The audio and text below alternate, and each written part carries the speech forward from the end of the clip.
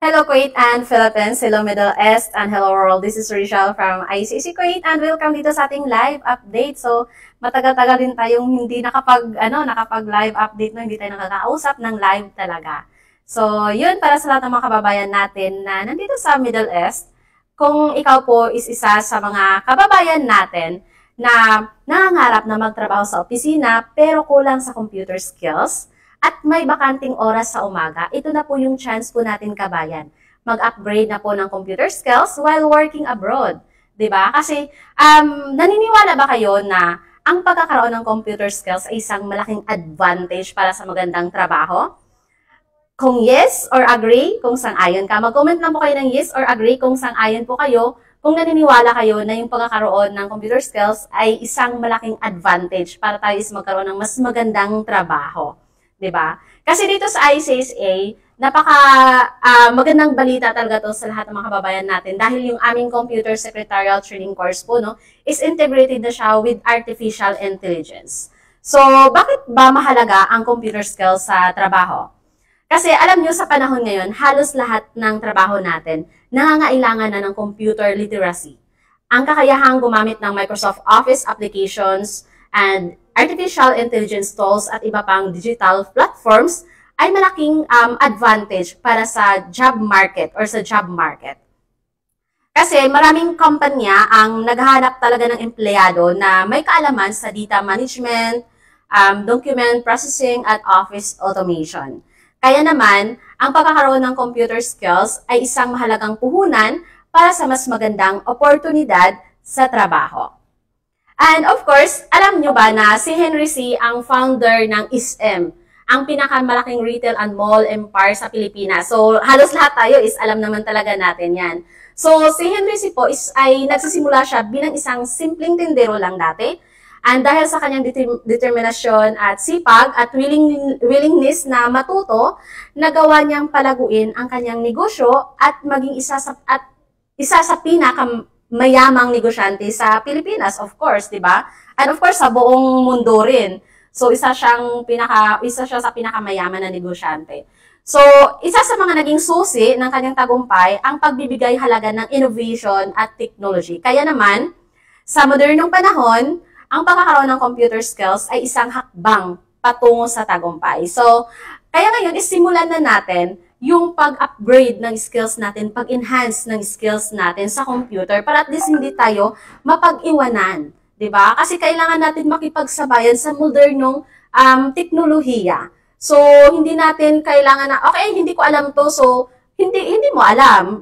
Kumbaga, magiging stagnant ka. Dapat hindi ganon. So, kailangan natin na bigyan ng panahon yung sarili natin na makapag-invest tayo ng skills which is magagamit natin para tayo is magkaroon ng mas magandang trabaho.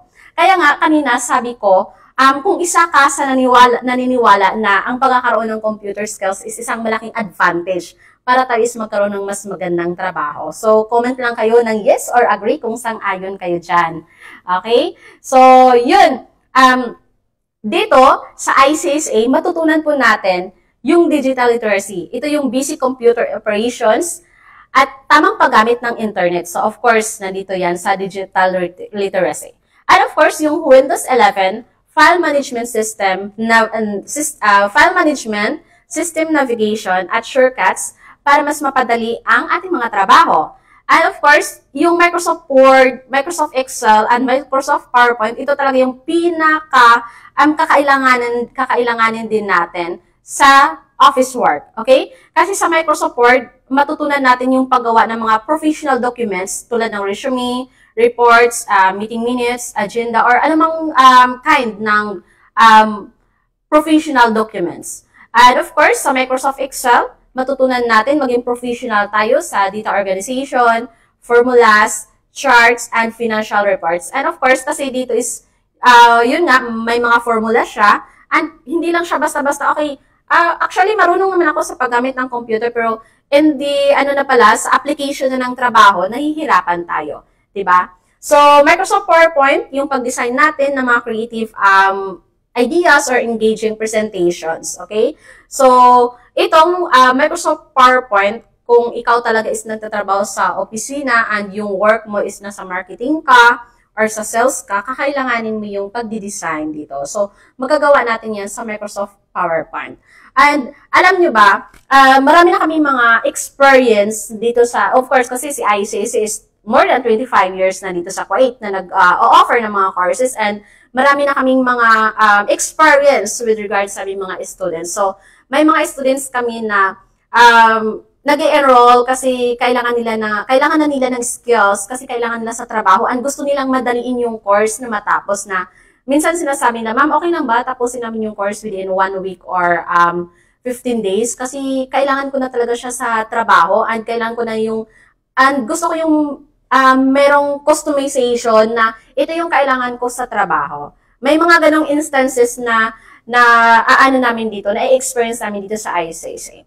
So, dito sa course contents natin ng Computer Secretarial integrated with Artificial Intelligence. So, nandito yung AI tools or artificial tools, Microsoft Word, Microsoft Excel, and Microsoft PowerPoint, and of course, Digital Literacy, and Windows 11 Typing Master para sa lahat ng mga kababayan natin na nag-uumpisa pa lang or for beginners talaga siya to professional level, yung matutunan natin dito sa Computer Secretarial course. Okay? So, and alam nyo ba, dito sa ating Computer Secretarial course, once matapos ka, kasi pwede natin siyang tapusin ng 3 months or kaya ay 4 months to 5 months. Depende yan kung ano yung plan na napili ninyo sa course fee. Kasi dito is flexible yung payment natin, and flexible din yung schedule ng klase. So, pwede tayo makapili ng araw at oras kung kailan tayo mag-attend ng klase, basta office hours namin. So, once matapos ka sa course, makaka-receive ka ng certificate, of course, from ICAC, and ito is CPD approved na rin siya sa UK po, no? Standard Office sa UK, CPD Standard Office sa UK. And of course, dito sa Computer Secretarial course, magkakaroon tayo ng magandang opportunity talaga siya na makapagtrabaho sa office work like executive secretary, receptionist, admin staff, marketing staff, data encoder, document controller, and marami pang iba. Kasi of course, yung office work naman is malaking ano siya, kumbaga malaki yung opportunities natin dyan. Okay? So, tulad ng sinabi ko kanina, meron tayong flexible schedule ng klase. So, pwede tayong makapili ng araw at oras kung kailan tayo mag-attend ng klase. Depende sa schedule na napili ninyo. Within sa aming office timings, pwede tayong mag 2 times a week or 3 times a week. Or every day off lang tayo mag-aral, pwede rin siya. Pwedeng 2 hours to 4 hours per class session. So, available yung klase natin sa face-to-face and online live interactive class via Zoom. So, kahit saan bansa man tayo ngayon naka-reside po, no, is pwede po tayong mag-enroll dito sa ICAC. So, ang dami na din po namin mga students na sa UAE, sa Hong Kong, sa Taiwan, sa Malaysia, sa Brunei, sa Saudi, of course, marami na din sa Qatar. So, wag na tayong magpapahuli pa, maging isa sa mga kababayan natin na nakapag-enhance ng computer skills, nag-invest ng computer skills. Kasi, meron nga tayong sinasabi, ikaw ba is nagpaplano na rin na uuwi na ng Pilipinas, 'di ba? So, magandang investment yung pag-ano natin, pag-i-enhance natin ng skills kasi once nasa Pilipinas na tayo, meron tayong skills na magagamit sa pagsisimula ng negosyo natin, either sa pag-change ng career natin or sa trabaho natin, makapag-apply na tayo ng trabaho sa office work. Kasi iba pa rin yung kung nandun na tayo sa Pilipinas. Kasi mas mapifeel natin yung at home tayo. So, kung matagal ka na dito sa Kuwait at nagpaplano ka rin na mag-for good na, so simulan mo yung pag-invest ng skills mo dito sa ICAC, of course. Kasi marami tayo din na mga courses na ina-offer dito. So, dito sa Computer Secretarial, ito yung stepping stone natin para magkaroon tayo ng skills, magkaroon tayo ng mga panibagong opportunity na pwede nating i-grab in the future po, no? So, maging inspirasyon din tayo sa lahat ng mga kababayan natin na nandito sa ibang bansa. So, kasi hindi natin mamalaya na yung experience natin na sinishare natin sa lahat, nagbibigay pala tayo ng motivation, nagbibigay pala tayo ng encouragement na para sila din is mag-pursue, di ba? So, kung napapansin nyo, dito sa page namin, sa ICAC Kuwait page namin, marami kaming mga sinishare na students testimony para at least makita nyo din yung mga experience, yung mga pinagdaanan ng mga estudyante namin, paano nila naabot yung tagumpay na matagal na nilang pinapangarap. yung success na matagal nilang pinapangarap. So, sa pagbibigay namin, sa pag-share namin ng mga testimony ng mga students namin, so for sure, sa lahat ng mga kababayan natin, and of course, sa experience din namin, yung mga nag-i-enroll din, yung mga bagong enrollees namin, sinasabi din nila, ma'am, kasi nakita ko na yung isang kababayan pala natin, nag-aaral siya dito, and ngayon ko lang siya nalaman na pwede pala ako makapag-aral din kahit nandito ako sa ibang bansa. Kasi yung iba is wala silang idea na, kasi hindi naman lahat nag-open talaga ng Facebook, or yung iba is wala naman talagang alam with ICSA. So, yun, nakikita nila sa Facebook nila na dumadaan sa newsfeed nila, yung mga students testimonial. So, nagsasabi sila, ma'am, ngayon ko lang kasi nalaman na may ICSA pala dito sa Kuwait, and may chance pala akong makapagtapos ng pag-aaral kahit nagtatrabaho ako dito. So, di ba?